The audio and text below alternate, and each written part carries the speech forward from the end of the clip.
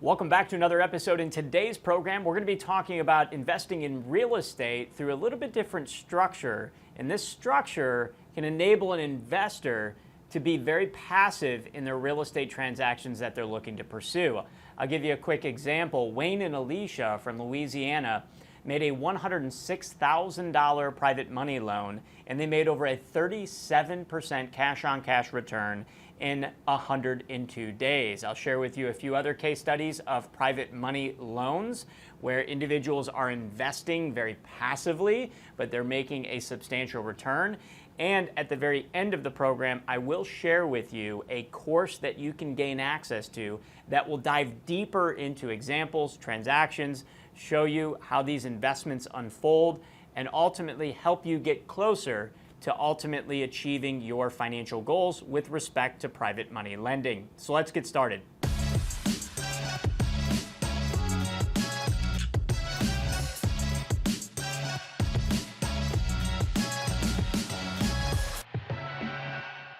So first, what is private money lending? Well, simply put, this is where your self-directed account is lending money secured by real estate. In the context of today, we're talking about secured by real estate. Now, could your self-directed IRA lend money to an individual or a business entity secured or collateralized by other assets, maybe property, potentially vehicles, equipment? Of course. But in today's program, we're going to speak specifically to private money lending as it relates to real estate. Wayne and Alicia, this is an interesting example because it demonstrates how you could potentially partner your IRA funds with your non-IRA funds, or maybe your IRA funds with a spouse's IRA, your IRA funds with another family member. Now you have to make sure that the rules are followed. There's a rule called the pro rata rule. When you partner with disqualified persons, which Wayne and Alicia are husband and wife, they're disqualified persons to one another. So here's how the transaction occurred. Wayne and Alicia, they work with a financial friend who flips houses. This financial friend needed $106,000 for a fix and flip transaction. Wayne and Alicia had the $106,000 in their Roth IRAs. So Wayne and Alicia partnered their Roth IRAs together for the $106,000 loan.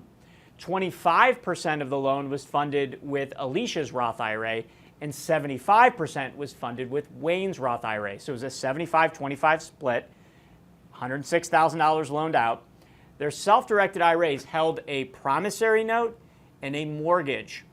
So in this particular example, it's a real estate secured loan. So there's a promissory note, which is the IOU, and then there's a mortgage. That mortgage is filed with the county recorder's office. That's the evidence of the debt. That means they have a lien on the property. Think of Wayne and Alicia's IRAs just like a bank lending money to an individual to buy a house. So this $106,000 loan, they didn't just charge interest, they charged what's referred to as an equity participation. It was an equity participation loan. And per the equity participation loan, Wayne and Alicia's Roth IRAs at the sale of the property would receive 33% of the profits.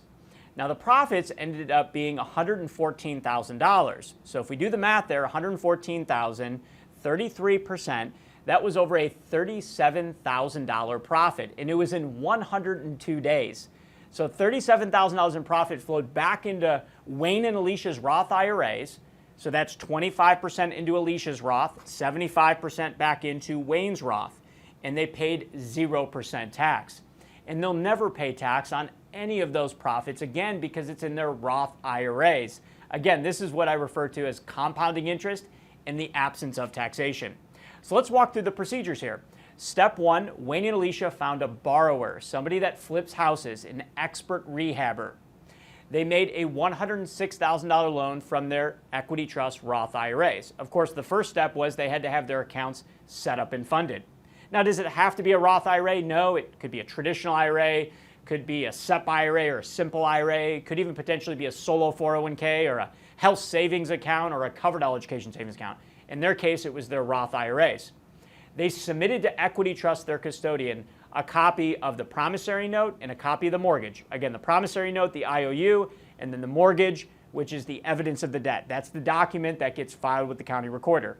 Now, they, of course, went through a real estate closing attorney. So the closing attorney handled all the documentation, the preparation, the filing of the legal documentation. When all the profits were returned, when the property was sold, the title company sent the funds directly back into the equity trust Roth IRAs tax-free. So Wayne and Alicia submitted the documents to Equity Trust. Equity Trust sent the funds out for the investment, and then all the proceeds, the principal and interest, flowed back into the Roth IRAs, again tax-free. So if you're interested in learning more about the finite details of the procedures, what do these documents look like? How do you walk through the process of making a private money loan?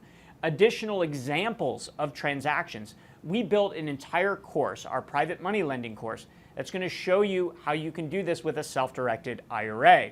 Now, what we don't do is provide legal documentation for you to go out and execute on transactions. You want to make sure you work with your own attorney, potentially even other professionals.